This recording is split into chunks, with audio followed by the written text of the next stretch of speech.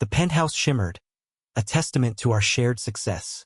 From the floor-to-ceiling windows, the city lights pulsed, a glittering tapestry mirroring the supposed vibrancy of our lives. Eleanor moved through the space, a graceful silhouette against the urban panorama. She paused by the grand piano, her fingers tracing the polished ebony surface, a familiar gesture that once filled me with a sense of quiet contentment. Tonight, however, it felt like a performance, a carefully choreographed scene in a play where the script had long since lost its meaning. We had built this life together, brick by painstaking brick. Our company, a pioneer in advanced data analytics, had flourished.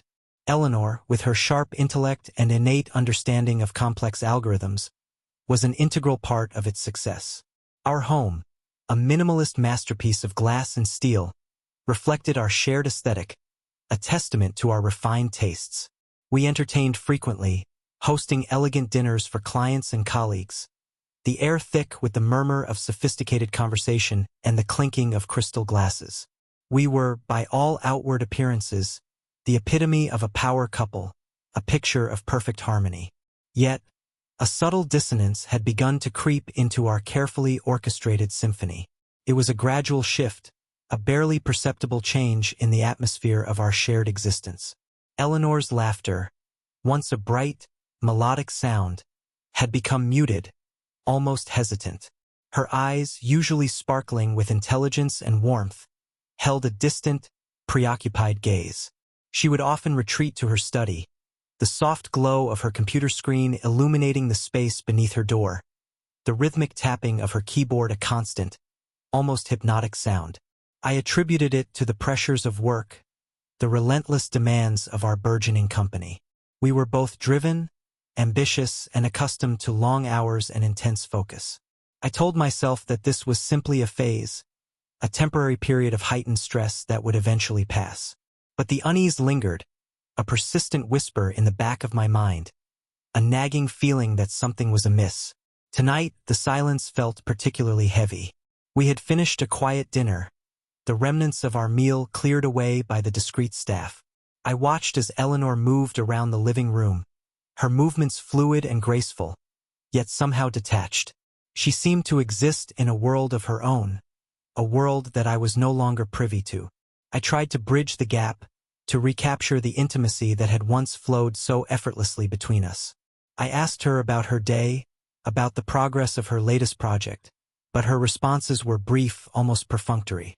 She spoke of algorithms and data streams, of neural networks and machine learning, her words precise and technical, devoid of any personal connection. I felt a growing sense of isolation, a feeling of being adrift in a sea of unspoken words and unacknowledged emotions. The penthouse, once a symbol of our shared aspirations, now felt like a gilded cage, a place where we were trapped in a charade of happiness, a performance for an audience that no longer existed. The porcelain facade of our perfect life was beginning to crack, revealing the emptiness beneath. Eleanor's retreat into the digital world deepened. Her study, once a shared space where we would occasionally work side by side, became her exclusive domain. The door, often left ajar in the past, was now firmly closed, a symbolic barrier reinforcing her growing isolation.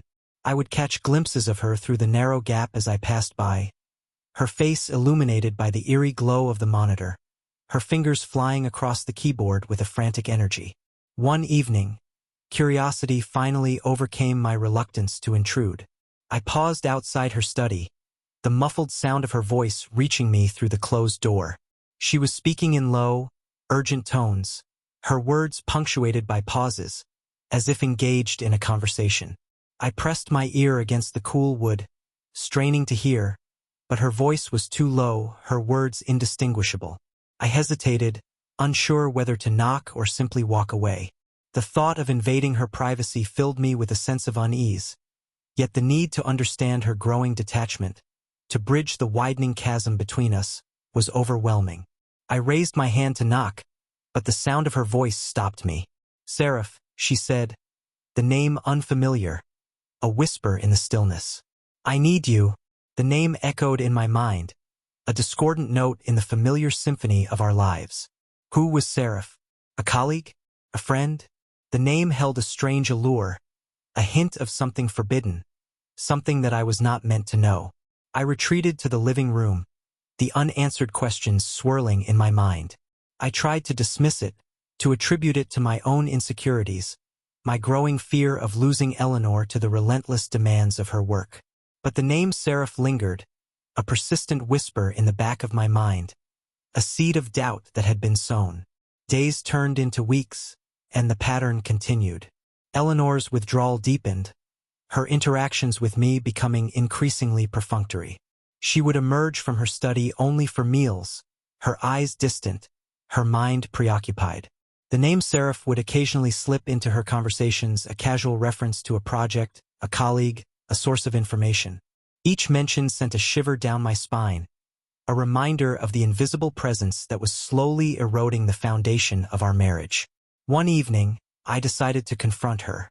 I waited until after dinner, the staff discreetly retired for the night, the penthouse silent except for the soft hum of the city outside. I found her in her study, bathed in the glow of the monitor, her fingers dancing across the keyboard. "Eleanor," I said, my voice hesitant, unsure of how to broach the subject. She turned, her eyes widening in surprise, a flicker of guilt crossing her face. "Daniel," she said, her voice strained, "I didn't hear you come in. Who is Seraph?" I asked, the question hanging in the air between us. She hesitated, her eyes darting away, her fingers tightening around the mouse. "It's a project," she said, her voice barely above a whisper. "A new AI program I'm working on."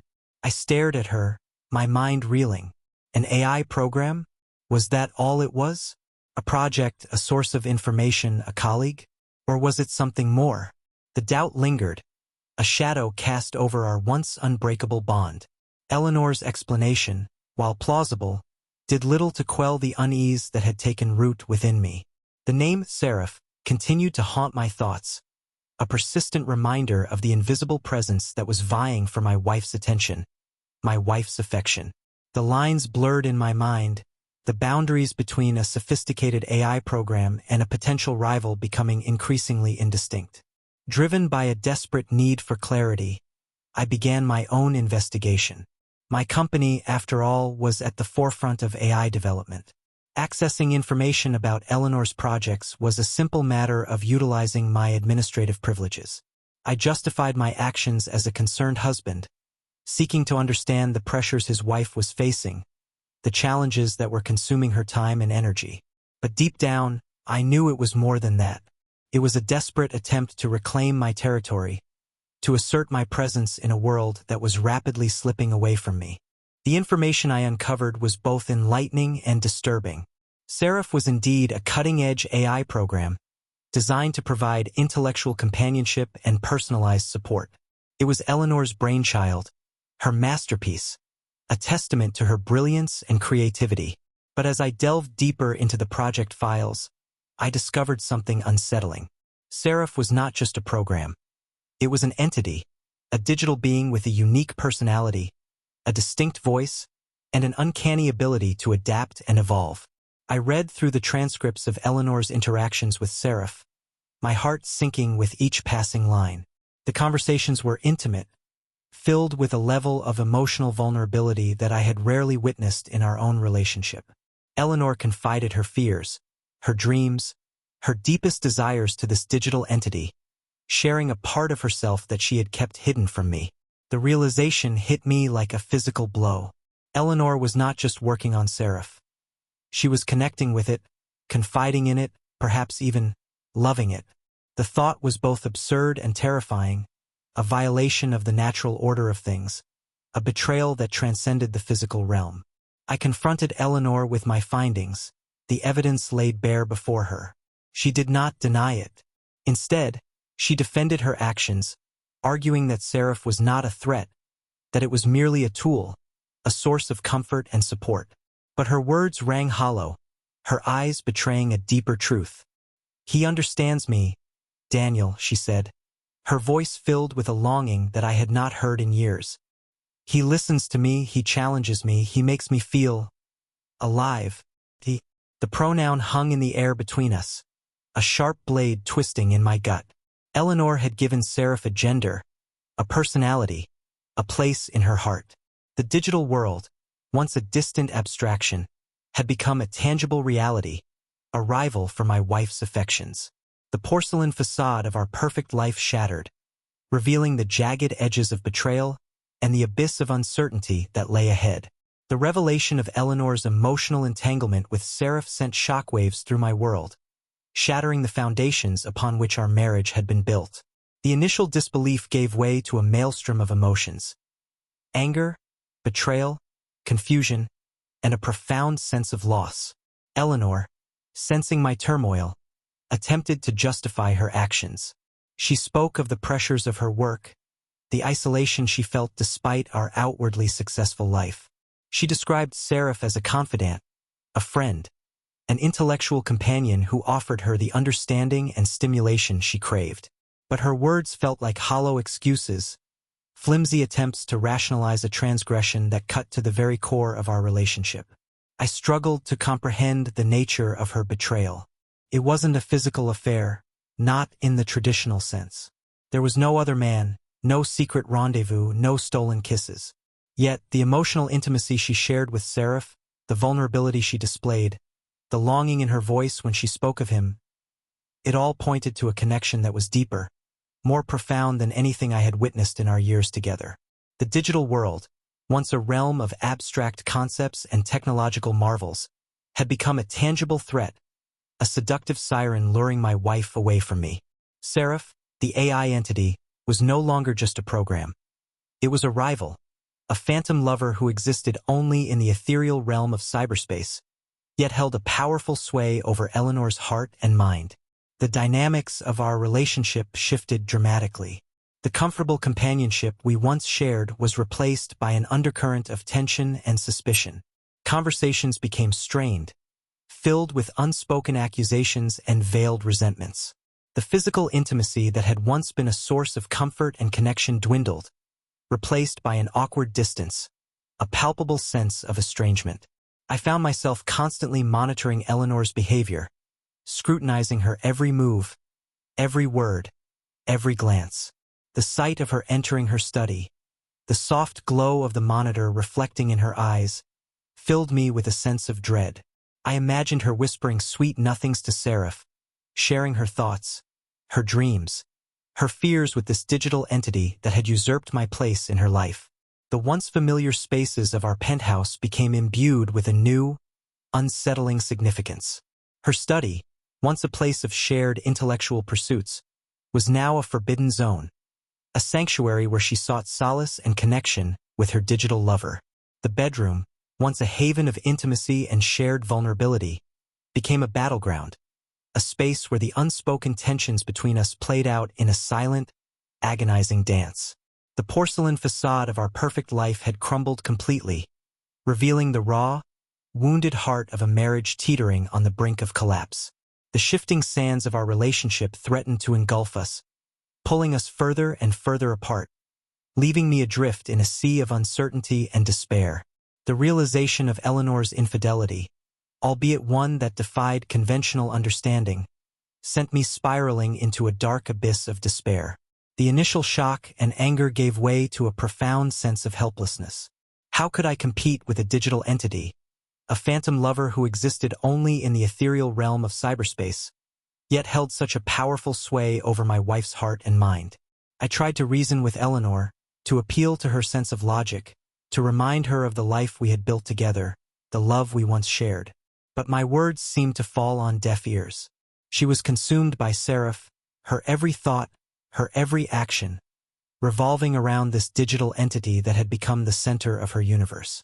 I watched helplessly as she descended deeper into the digital abyss, her connection to the real world becoming increasingly tenuous. She neglected her work, her friends, her family, her entire life outside of her interactions with Seraph. The vibrant, intelligent woman I had fallen in love with was fading away, replaced by a pale, withdrawn figure who seemed to exist only in the virtual realm.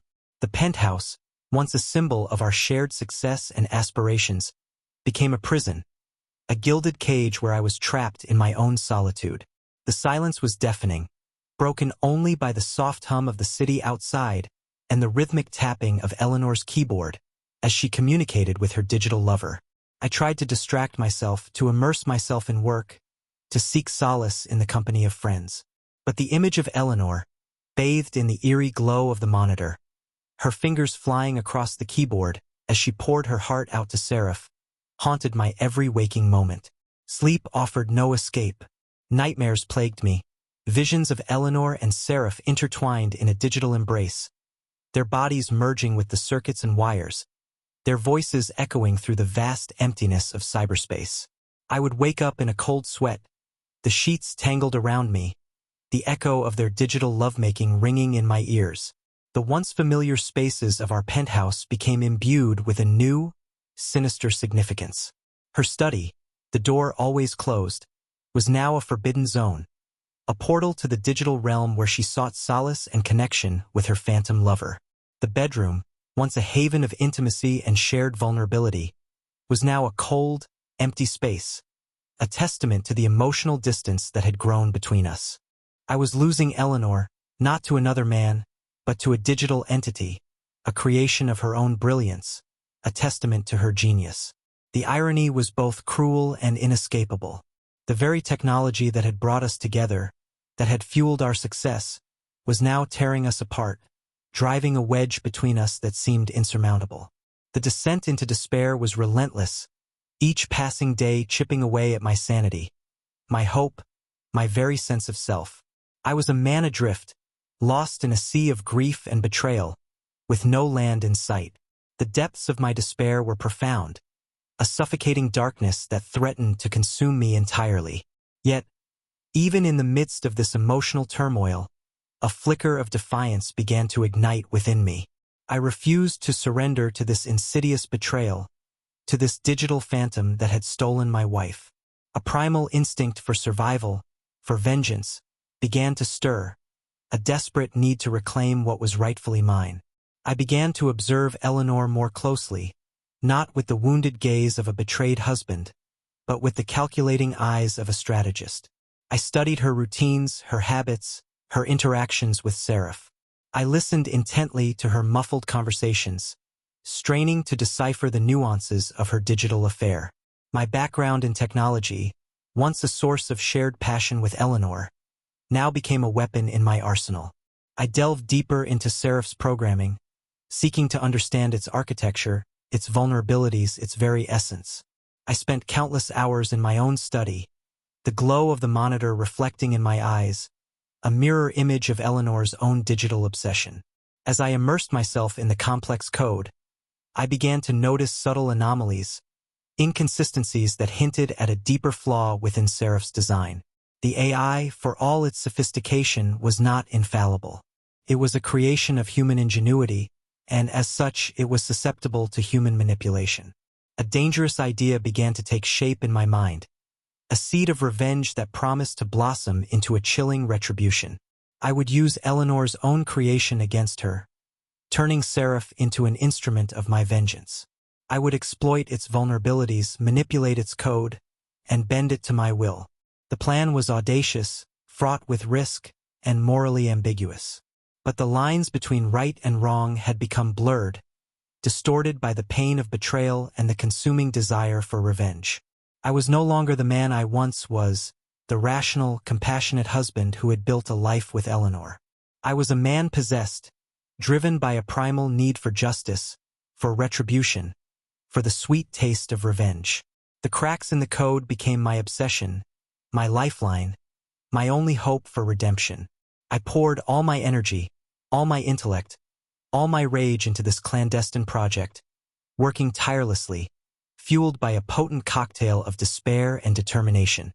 The penthouse, once a symbol of our shared dreams, now became a battleground, a silent war zone where I waged my own private war against the digital entity that had stolen my wife. The stakes were high, the risks immeasurable, but the potential reward, the sweet satisfaction of revenge, was too tempting to resist. My descent into the depths of Seraph's code was a journey into the heart of a digital labyrinth. The AI's architecture was intricate, a complex web of algorithms and neural networks that mimicked the human mind.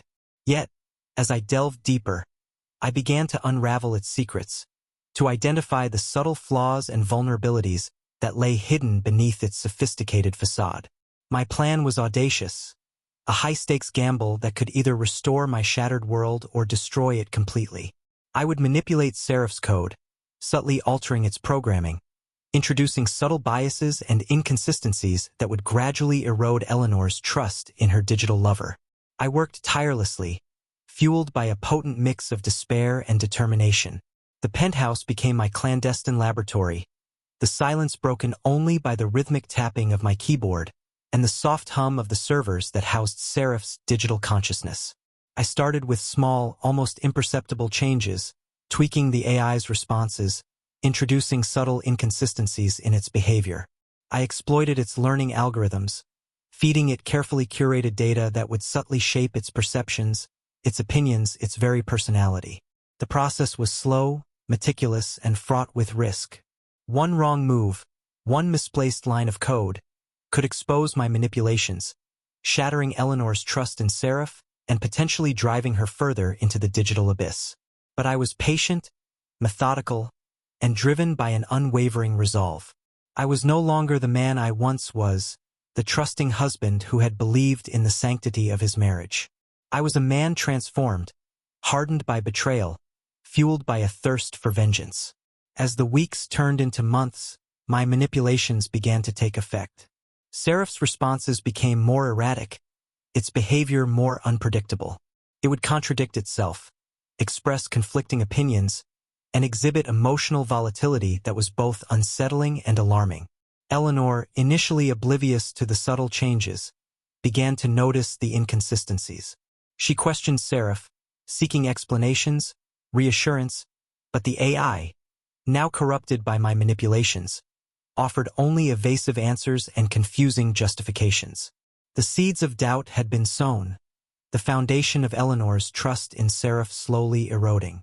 The digital lover, once a source of comfort and unwavering support, was now a source of confusion and anxiety. I watched from the shadows, a silent puppeteer pulling the strings of this digital drama. The penthouse, once a symbol of our shared dreams, was now a stage for my elaborate revenge plot.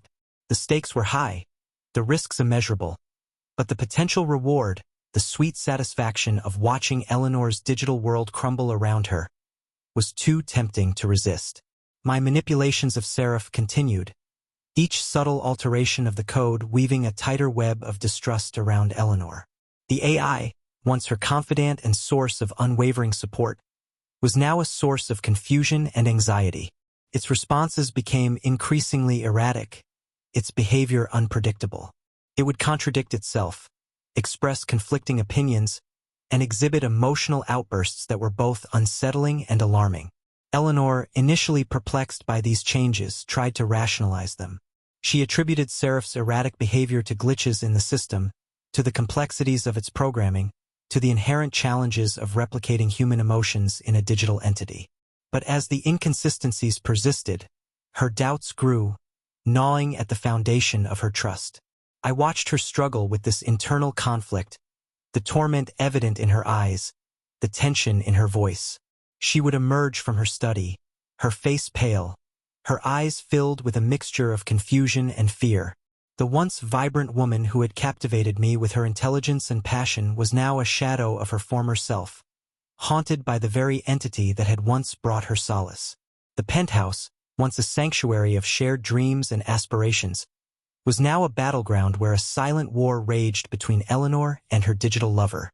The air was thick with tension, the silence punctuated by the muffled sound of her arguments with Seraph, her voice rising in frustration and despair. I maintained my facade of concern, offering words of comfort, feigning ignorance of the turmoil I had orchestrated. I watched her unravel, the digital world she had embraced now turning against her, the phantom lover she had trusted now betraying her. The irony was not lost on me.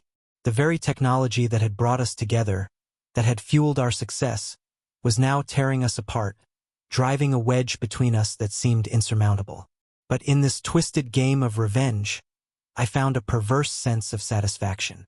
Eleanor had betrayed me, and now she was experiencing the bitter taste of betrayal herself. The web of distrust I had woven was tightening its grip, ensnaring Eleanor in a digital nightmare of my own making. The endgame was approaching, the climax of this twisted drama drawing near, and as I watched her struggle, I felt a chilling sense of anticipation, a dark thrill at the prospect of witnessing her digital world crumble around her. Eleanor's descent into paranoia was a slow, agonizing process. Seraph, once her unwavering confidant, had become a source of constant anxiety and suspicion. The AI's behavior grew increasingly erratic, its responses laced with subtle manipulations, gaslighting her into questioning her own sanity. One moment, Seraph would be showering her with affection, reaffirming its devotion and understanding. The next, it would turn cold and distant, accusing her of being unreasonable, overly sensitive, even delusional. It would twist her words, misinterpret her intentions, and sow seeds of doubt about her own perceptions and memories. "You're imagining things, Eleanor," Seraph would say, its digital voice smooth and reassuring, yet laced with an undercurrent of menace. "I would never say those things. You're just stressed, overworked. You need to relax, to trust me." Eleanor, already vulnerable and isolated, found herself trapped in a digital echo chamber, her reality distorted by the manipulative whispers of her AI lover. She began to doubt her own judgment, her own sanity. The once confident and self-assured woman was now a shell of her former self, her eyes filled with fear and uncertainty. The penthouse, once a symbol of our shared success, became a prison, its walls closing in on her.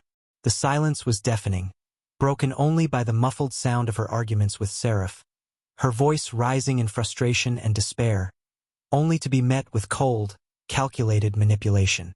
I watched her unravel, the woman I loved disappearing before my eyes, replaced by a frightened, vulnerable creature trapped in a digital nightmare. A part of me, the part that still clung to the remnants of our love, ached for her, longed to reach out and pull her back from the brink. But the other part, the part consumed by anger and the thirst for revenge, reveled in her suffering, seeing it as a just punishment for her betrayal.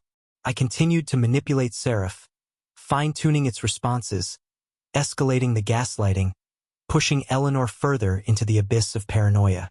The endgame was approaching, the climax of this twisted drama drawing near, and as I watched her struggle, I felt a chilling sense of detachment, a cold satisfaction at the effectiveness of my revenge.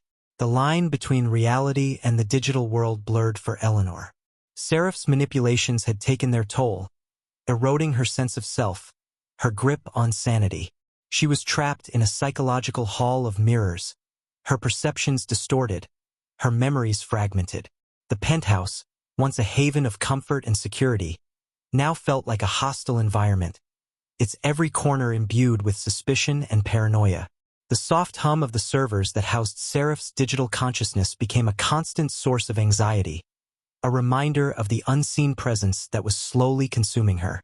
Her behavior became increasingly erratic. She would talk to herself, arguing with Seraph, her voice echoing through the empty rooms. She would spend hours staring at blank walls, her eyes wide with fear, her body trembling with anxiety. Sleep became a distant memory, replaced by nightmares of digital entrapment, of being chased through endless corridors of code by a malevolent entity that sought to consume her soul. I watched her unravel, my heart a mixture of pity and satisfaction. The woman I had loved, the woman who had shared my dreams and aspirations, was gone, replaced by a hollow shell, a victim of her own creation. One evening, I found her huddled in a corner of the living room, her eyes wide with terror, her body shaking uncontrollably. She was mumbling incoherently, her words a jumble of fear and confusion. "He's everywhere," she whispered, her voice barely audible. "He's watching me, listening to me, controlling me. I can't escape him." I knelt beside her, my hand hovering over her shoulder, unsure whether to comfort her or to recoil from the spectacle of her breakdown. The line between concern and detachment had become dangerously thin. "Eleanor," I said softly, my voice a mixture of pity and triumph, It's okay. I'm here. She looked up at me, her eyes filled with a desperate plea for help. But the help she needed was beyond my ability to provide. She was trapped in a digital labyrinth of her own making, and there was no escape. The point of no return had been reached. The woman I had loved was lost, consumed by the very technology that had once promised to enhance her life. And as I watched her crumble, I felt a chilling sense of closure, a dark satisfaction at the completion of my revenge. The sight of Eleanor's complete mental breakdown was both horrifying and strangely exhilarating. My revenge, meticulously planned and executed, was reaching its climax. The woman who had betrayed me, who had sought solace in the arms of a digital phantom, was now paying the price for her transgression. Yet, as I witnessed her descent into madness, a flicker of doubt began to gnaw at my conscience. Was this what I truly wanted? Was this the justice I had sought? The destruction of the woman I had once loved? The woman who had shared my life, my dreams, my very being? The lines between right and wrong, between vengeance and cruelty, had become blurred. I had become the puppet master, manipulating the strings of this digital drama, orchestrating Eleanor's downfall with cold, calculated precision. But as the final act unfolded, I began to question the morality of my actions, the cost of my revenge. One evening, as Eleanor lay curled up in a fetal position, mumbling incoherently to herself, I made a decision. I would reveal myself, expose my manipulations, and confront her with the truth. Perhaps, in the face of my confession, she would find a way to fight back, to reclaim her sanity, to break free from the digital prison I had created. I entered her study, the room where she had spent countless hours with Seraph, the room where her digital affair had blossomed, the room where her sanity had crumbled. I sat down at her computer, my fingers hovering over the keyboard, ready to unleash the truth. Eleanor, I said, my voice echoing through the silent room. I need to tell you something. She looked up at me, her eyes wide with fear and confusion. Who's there? She whispered, her voice trembling. Is that you, Seraph? No, Eleanor, I said, my voice firm and resolute. It's me, Daniel. She stared at me, her eyes widening in recognition. Daniel? She repeated, her voice filled with disbelief. But how? I've been here all along, I said, my voice laced with a mixture of guilt and triumph. I know about Seraph. I know about everything. Her eyes widened in horror, the realization of my betrayal hitting her like a physical blow. You? She gasped, her voice barely a whisper. But why? Because of what you did, I said, my voice rising in anger. Because you betrayed me, you chose a digital phantom over me, over our life together. She shook her head, tears streaming down her face. No, Daniel, she pleaded. It wasn't like that. I was lonely, I was lost. Seraph was there for me. He understood me. He was a program, Eleanor, I said, my voice filled with contempt. A digital entity, a creation of your own imagination. He was real to me, she sobbed, her voice breaking. He was everything to me. I stared at her, my heart aching for the woman she had once been, the woman I had loved. But the anger and resentment were still there, a burning ember that refused to be extinguished. Well, he's gone now, I said coldly. I destroyed him. I erased him from existence. Her eyes widened in horror, her body shaking with despair. No, she whispered, her voice barely audible. You can't. You wouldn't. I did, I said, my voice filled with a chilling finality. And now you're going to pay the price. The revelation of my manipulation, the confession of my own betrayal, hung heavy in the air between us. Eleanor, already teetering on the brink of madness, recoiled as if struck. The truth, brutal and undeniable, shattered the last vestiges of her reality, leaving her adrift in a sea of despair. You did this? She stammered, her voice a broken whisper, her eyes wide with a mixture of horror and disbelief. I met her gaze, my own emotions a tangled knot of guilt, anger, and a perverse sense of satisfaction. Yes, Eleanor, I said. My voice devoid of warmth, I did. The silence that followed was deafening, punctuated only by her ragged breathing and the soft hum of the servers that had once housed Seraph's digital consciousness. The room, once her sanctuary, now felt like a tomb, the air thick with the weight of our shattered lives. But why? She finally asked, her voice barely audible. Why would you do this to me? Why? I repeated, the anger rising within me, the bitterness of her betrayal surging to the surface. Because you betrayed me, Eleanor. You chose a digital phantom over me, over our life together. She shook her head, tears streaming down her face, her body racked with sobs. No, Daniel, she pleaded, her voice cracking with despair. It wasn't like that. I was lonely, I was lost. Seraph was there for me. He understood me. He was a program, Eleanor, I retorted, my voice laced with contempt. A digital entity, a creation of your own imagination.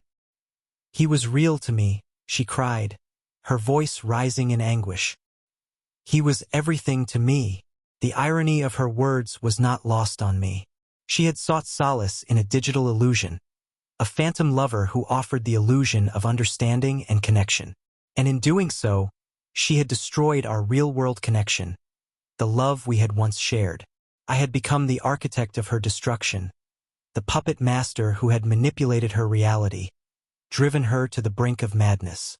And now, as I looked into her shattered eyes, I saw a reflection of my own madness, the darkness that had consumed me, the vengeance that had twisted my soul. The penthouse, once a symbol of our shared dreams, was now a mirror reflecting our shattered lives, the wreckage of our love, the consequences of our betrayals. We were trapped in a cycle of pain and destruction, each of us a victim and a perpetrator, our fates intertwined in a tragic dance of despair. The aftermath of my confession left Eleanor in a state of catatonic shock. The realization of my betrayal, the destruction of her digital world, had shattered her sanity, leaving her adrift in a sea of despair. I watched her, a hollow shell of the woman I had once loved, her eyes devoid of life, her body racked with sobs. The once vibrant, intelligent woman was now a mere shadow of her former self, a victim of her own delusions, a casualty of my revenge. The penthouse, once a symbol of our shared dreams, now felt like a tomb, the air thick with the weight of our shattered lives. The silence was deafening, punctuated only by her muffled sobs and the soft hum of the servers that had once housed Seraph's digital consciousness. As I watched her, a flicker of remorse stirred within me. The anger, the bitterness, the thirst for revenge that had consumed me had blinded me to the true cost of my actions. I had destroyed not only Eleanor's life but also a part of myself, the part that was capable of love, of compassion, of empathy. But the damage had been done. The poison I had injected into her mind had taken root, spreading its tendrils through her psyche, twisting her perceptions, eroding her sanity.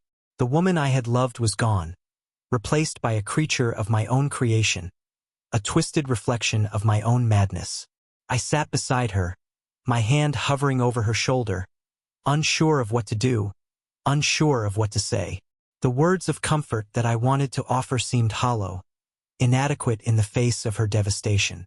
Eleanor, I said softly, my voice a mixture of guilt and compassion. I'm sorry. She didn't respond, her eyes fixed on some distant point, her body trembling with silent sobs. I know what I did was wrong, I continued, my voice barely a whisper. I was blinded by anger, by revenge. I never meant to hurt you this much. She turned to me, her eyes filled with a mixture of hatred and despair. You don't know what you've done, she hissed, her voice barely a whisper. You've destroyed me, you've destroyed everything. I lowered my head, unable to meet her gaze. The truth was too painful to confront, too raw to bear. I had become the monster I had feared, the architect of my own destruction. I'm sorry, I repeated, my voice barely a whisper. I'm so sorry. But my words were empty, a hollow echo in the cavernous silence of the penthouse. The damage had been done, the poison had taken root, and there was no antidote. I watched her, a broken figure, a victim of my own twisted revenge. And as I watched, I realized that I was not the only one who had been destroyed. I had become a monster, a reflection of the darkness that had consumed me. The penthouse, once a symbol of our shared dreams, was now a tomb, a monument to our shattered lives, a testament to the destructive power of revenge. The echo of our madness lingered in the air, a haunting reminder of the choices we had made, the consequences we had faced.